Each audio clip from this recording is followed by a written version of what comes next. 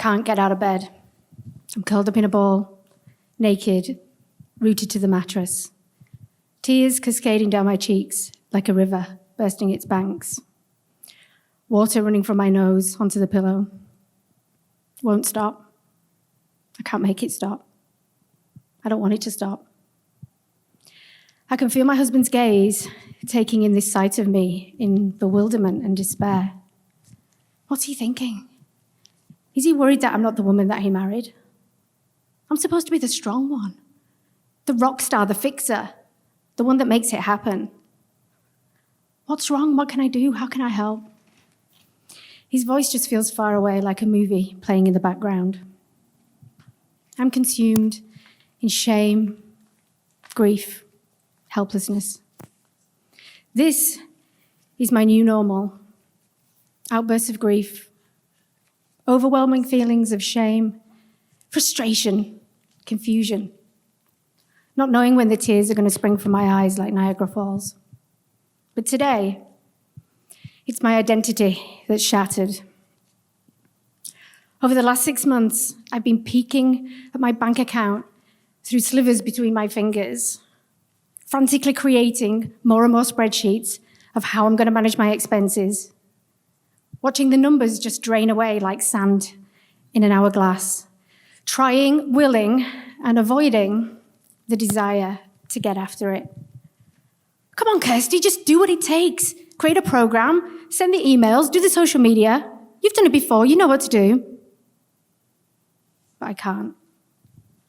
And so here I am, in my tsunami of tears and snot, facing the thing I had feared the most. I had run out of money. With no will, strategy, or desire to chase it anymore. What the fuck? This is not me.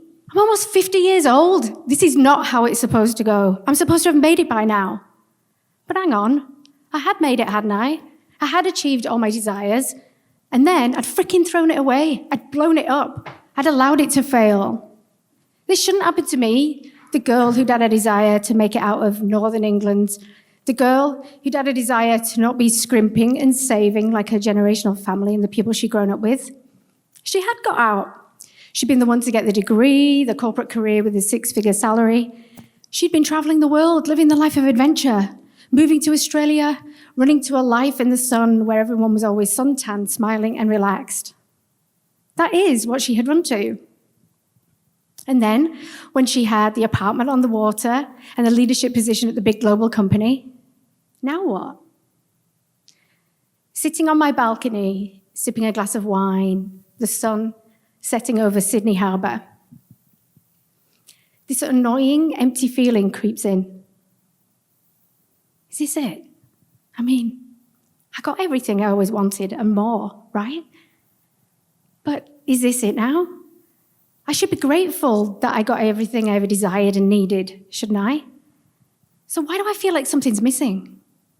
What do I desire now? More money, more stuff, more time? Maybe quit the 9 to 5? Firing up my laptop, I type in lifestyle of the time and money rich. Articles and images pop up of the next amazing life that I can lead. I eagerly cut out pictures of stuff that I want. More money, money falling from the sky, a new life traveling the world around the sun, a fancy car, a fancy house, a laptop on a beach, and I stick them to a board. My new vision. And 14 months later, I've only gone and bloody done it. I've built an online 7-figure business whilst traveling the world. And I've got friends and peers who want to create new businesses with me. So I just get busy making it all happen. I've got more and more businesses, more and more business partners. Let's go bigger, bolder, striving and grinding towards the next big, hairy, audacious goal. I don't reckon 5 million's enough. I reckon I should go for 10 million. What about 20 million?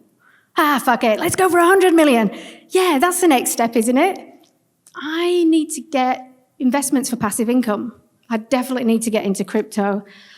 I reckon I should maybe get a yacht. What about traveling everywhere in a private jet? What about building a massive business with 1,000 employees? Yeah, that's what I want, isn't it? Well, That's what everyone else is telling me that I want. All my business partners and all the people killing it and crushing it on the podcasts, social media, and conferences. So I just get busy making it all happen. The vision boards, the strategies, the teams, the networks. The bank account is growing. I bish, bash, boshed it. But then, more and more, gnawing, empty feeling in the pit of my stomach is showing up again. That faint whisper of, is this really what you want? And so, over the years, as my businesses began to have the inevitable business challenges, I just become more exhausted. And the tears, the emptiness, and the apathy just become more frequent. I watch on as the revenues and the profits get smaller. And with it, both myself and my desire shrinks. If I don't have the desire for the stuff, the goals, the money, then how am I going to be successful? How am I not going to fail? And so here I am, curled up, exhausted, tears all spent. And then in this moment, I hear a faint whisper, a deep voice from deep inside of me that says, what if this had to happen to show you that maybe something bigger is waiting for you? It's enough to spur me to get up from the mattress and guide me to the shower.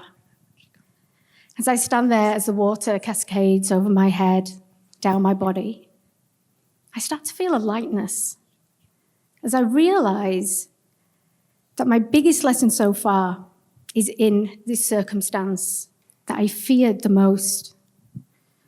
I have desired, chased, and created a life from fear.